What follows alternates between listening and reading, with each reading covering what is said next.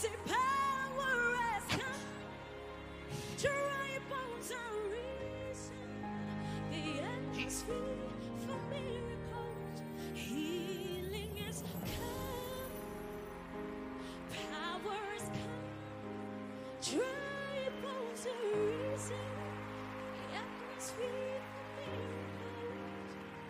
Say God is here.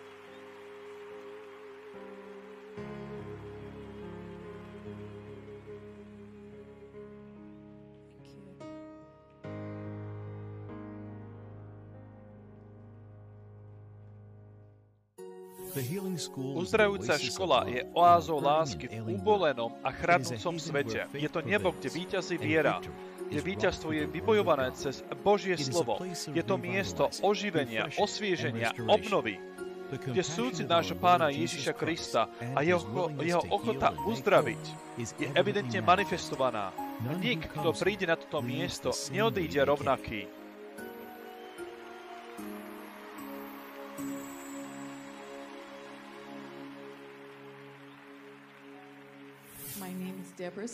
Volám sa Deborah Smith a mám 57 rokov. Pochádzam zo Spojených štátov amerických.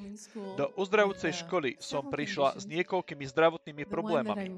Tá hlavná vec, za akej chcem byť uzdravená, je hypotyreóza.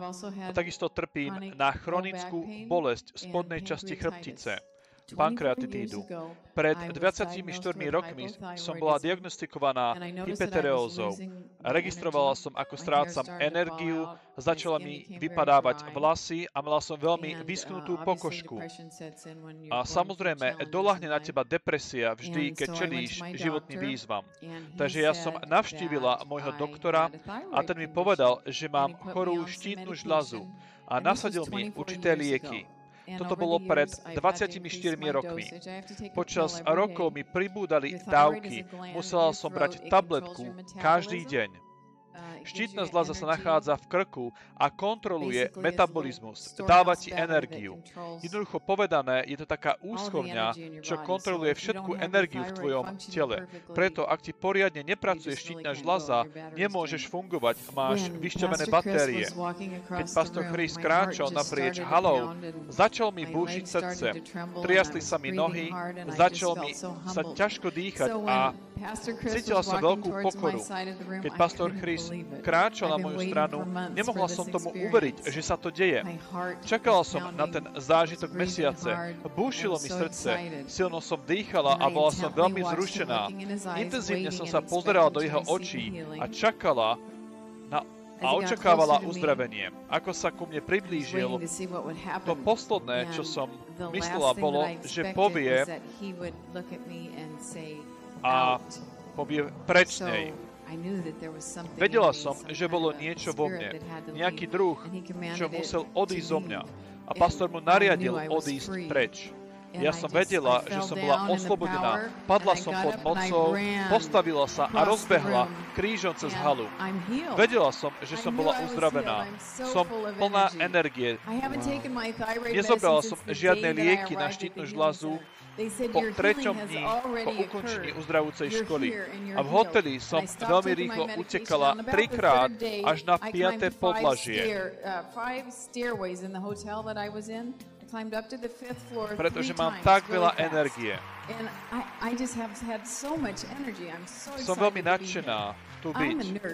Ja som zdravotná sestra, ale rada staviam domy. Stavbarčná je jedna z mojich koníčkov. Celé tie roky rada dvíham ťažké predmety do rúk, chodím po schodoch, štverám sa po rebríkoch, malujem.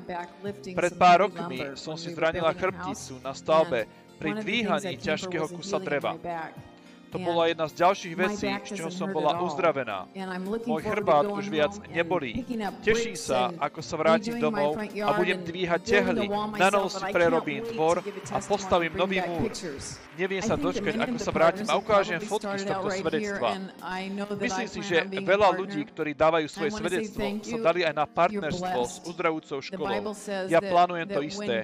Chcem poďakovať, lebo ste požehnaní. Biblia hovorí, keď finančne podporuješ Božiu prácu, šancu, keď tu nemôžeš byť ako dobrovoľník, keď nemôžeš ísť slúžiť a robiť veci, aké robia iní ľudia, ale ak ich podporuješ finančne, ty dostaneš presne to isté požehnanie a budeš požehnaný doma, v zamestnaní, tvoje deti, tvoje zdravie.